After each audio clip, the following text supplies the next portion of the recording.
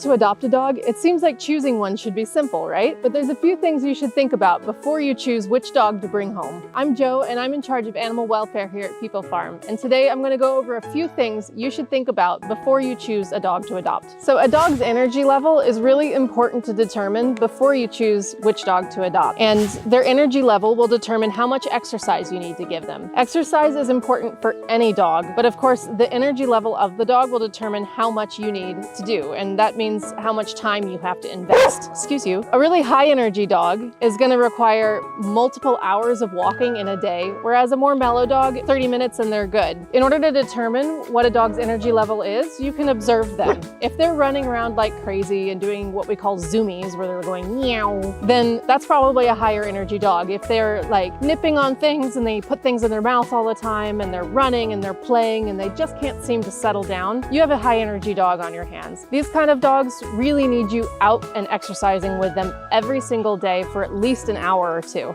A more mellow dog will, maybe play a little bit and then simmer down. They'll be content just to hang out with you. They're not really like demanding that you play with them a lot. And they're not gonna like really run around too much. So a dog's energy level, high energy dogs are fine, low energy dogs are fine, but you have to think about, okay, how much time do I have and how much time does my family have to make sure that this dog is getting the appropriate amount of exercise? If half an hour is no problem for you, but if you couldn't do maybe like 2 or 3 hours, you should consider getting a more mellowed out dog, maybe a dog that's over 5 years. If you're like into running and you love to go on long walks and you want to go to the park and play fetch every day, then a higher energy dog can be a lot of fun, and you'll want to adopt a younger dog or a dog that has enough energy to keep up with you.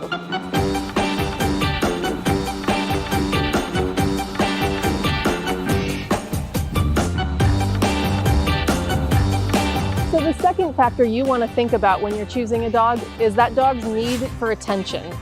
Every single dog is going to want you to pay attention to them. You can't just ignore a dog or leave it out in your yard and expect them to be happy or fulfilled. But some dogs really require lots and lots of attention to be happy, while others are content just being in the same space as you.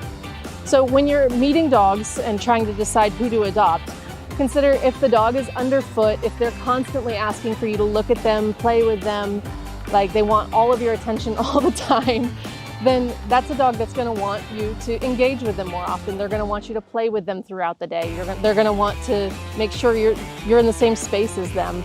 And you're going to need to interact with them more often. A dog that is content just to sit next to you or does their own thing and kind of wanders around, that's a more independent dog who isn't going to be demanding attention from you all the time. Puppies can be a lot of fun. They're really cute, they're really cuddly, and raising a dog from a puppy really changes the way that you develop your relationship with them. However, the flip side of that is puppies need a lot of work.